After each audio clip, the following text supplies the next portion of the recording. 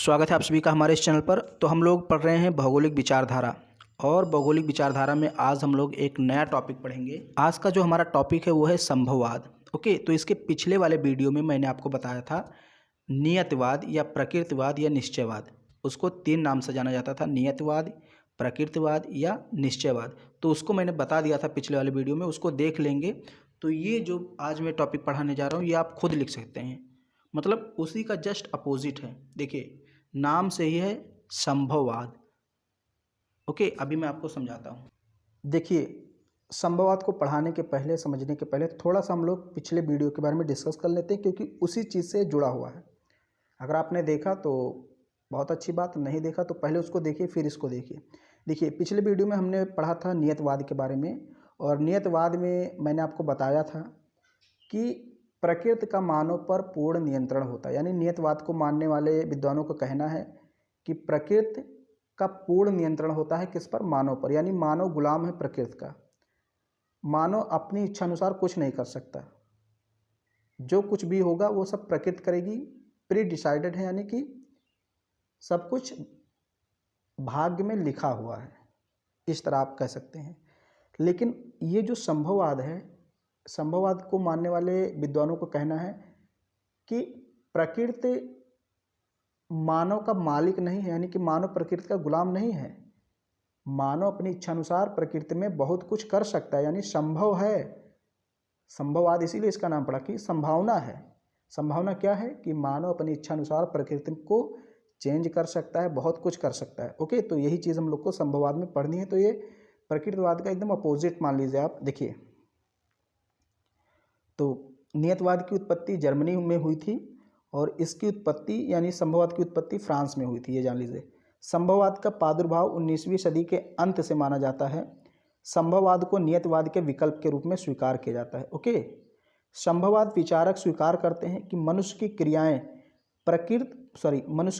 प्राकृतिक सीमाओं से एक स्तर तक आबद्ध होती हैं, लेकिन उनके अनुसार मनुष्य उन सीमाओं में भी अपने कार्यों का चुनाव करने हेतु स्वतंत्र होता है।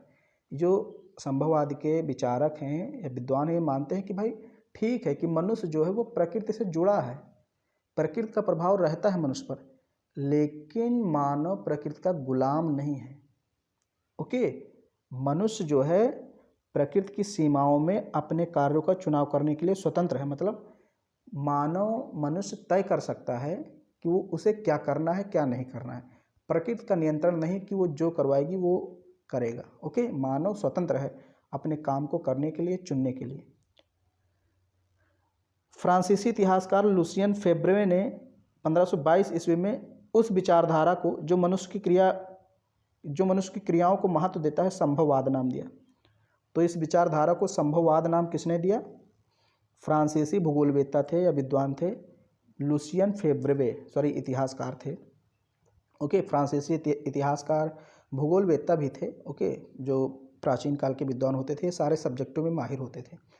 तो ये प्राचीन इतिहासकार, फ्रांसीसी इतिहासकार लुसियन फेब्रे ने 1522 ईस्वी में इस विचारधारा को संभववाद नाम दिया, और इसमें कहा कि मनुष्य अपने क्रियाओं को महत्व देता है और अपनी क्रियाओं को चुनने में स्वतंत्र है। फेब्रे का कथन था कि प्रकृति में हर जगह संभावनाएं हैं तथा मनुष्य इन संभावनाओं का स्वामी है। देखिए, इसमें क्या कह दिया गया कि प्रकृति में हर जगह संभावनाएं हैं और मानव इन संभावनाओं का स्वामी है तथा उनका उपयोग अपने निर्णय के अनुसार करता है। प्रकृति मनुष्य को किसी निश्चित मार्ग पर चलने के लिए बाध्य नहीं करती। यहाँ बात नहीं होगा, शुरू में मैंने आपको बता दिया था, टाइपिंग मिस्टेक हो सकती है, पहले वीडियो में मैंने आपको बताया था। तो यहाँ पर होगा बाध्य। ओके, यानी कि मनुष्य को प्रकृति बाध्य नहीं कर सकती कि तुम इसी रास्ते पर चलो, जैसा मैं कहती हूँ वैसा ही करो। ओके, तो प्रकृति मनुष्य को किसी निश्चित मार्ग पर चलने के लिए बाध्य नहीं कर सकती। वह मनुष्य को अनेक अवसर प्रदान करती है जिनके लिए मनुष्य चुनाव करने के लिए स्वतंत्र है। आपको समझ में आ गया होगा। अगर दोनों वीडियो आपने देखा होगा ना, तो मतलब दोनों वीडियो अगर साथ साथ देखेंगे तो बिल्कुल आपको अंतर समझ में आ जाएगा, और दोनों प्रश्नों का उत्तर आपके दिमाग में वैसे ही फिट हो जाएगा।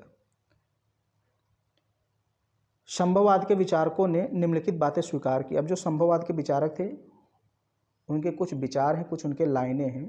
जैसे हाइट और थॉमस ने कहा, हाइट बैक और थॉमस का कहना है प्रकृति आदेश नहीं अपितु अनुमति देती है। भाई आदेश कौन देता है? मालिक गुलाम को देता है। तो इस विचारधारा के अंतर्गत मनुष्य जो है वो गुलाम नहीं प्रकृति का, इसलिए इन्होंने कहा कि जो प्रकृति है वो आदेश नहीं देती, आदेश अगर देगी तब तुम गुलाम हो जाएगा। तो थॉमस और हाइट बैक ने कहा कि प्रकृति आदेश नहीं देती अपितु अनुमति देती है। फिर दूसरा जो पॉइंट है ये ब्लास ने कहा, विडाल डिला ब्लास, ओके, इन्होंने कहा प्रकृति की भूमिका एक सलाहकार से अधिक नहीं, मतलब प्रकृति ज़्यादा से ज़्यादा एक सलाहकार हो सकती है मनुष्य का, उसका मालिक नहीं हो सकती, बस सलाहकार तक सीमित है। तीसरा पॉइंट इसमें कहा प्रकृति में निश्चयात्मकता नहीं वरन संभावनाएं हैं, ओके, मतलब निश्चित कुछ भी नहीं है, ये फेब्रवे ने कहा। और नियतवाद में जब मैंने पढ़ाया था तो उसका एक और नाम था नियतवाद का, निश्चयवाद, यानी उसमें सबको निश्चय था, निश्चित था, इसमें निश्चयात्मकता नहीं है, संभावनाएं हैं। किसने कहा? फेब्रवे ने। फिर यहाँ पर है कुछ नाम दिया है इस विचारधारा के विचार को मानने वाले, यहाँ देखिए अब यहाँ पर फिर मिस्टेक है, इस विचारधारा के विचार को मानने वाले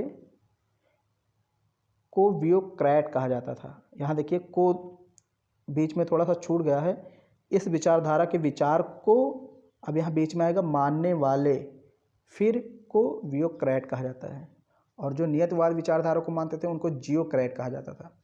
तो टाइपिंग मिस्टेक आप समझ सकते हैं, इस विचारधारा को मानने वाले को व्योक्रेट कहा जाता था, तथा प्रमुख विचारकों में लुसियन फेब्रवे, विडाल डिला ब्लास, जीन ब्रून्स, ईसा बोमेन, हेटनर, हाइटबैक, थॉमस, ये हैं, यानी कि ये जो विद्वान हैं ये संभववाद के समर्थक हैं। तो दोनों में अंतर समझ में आ गया आपको, नियतवाद और संभववाद। अब एक लास्ट इसका जो टॉपिक है इस विचारधारा का वो है नवनिश्चयवाद, यानी दोनों का मिश्रण, उसको मैं अगले वीडियो में आपको बताऊंगा। तो अगर वीडियो आपको पसंद आ रहा है तो इसको लाइक कीजिए, शेयर कीजिए, चैनल पर पहली बार आए हैं तो चैनल को सब्सक्राइब जरूर कीजिए।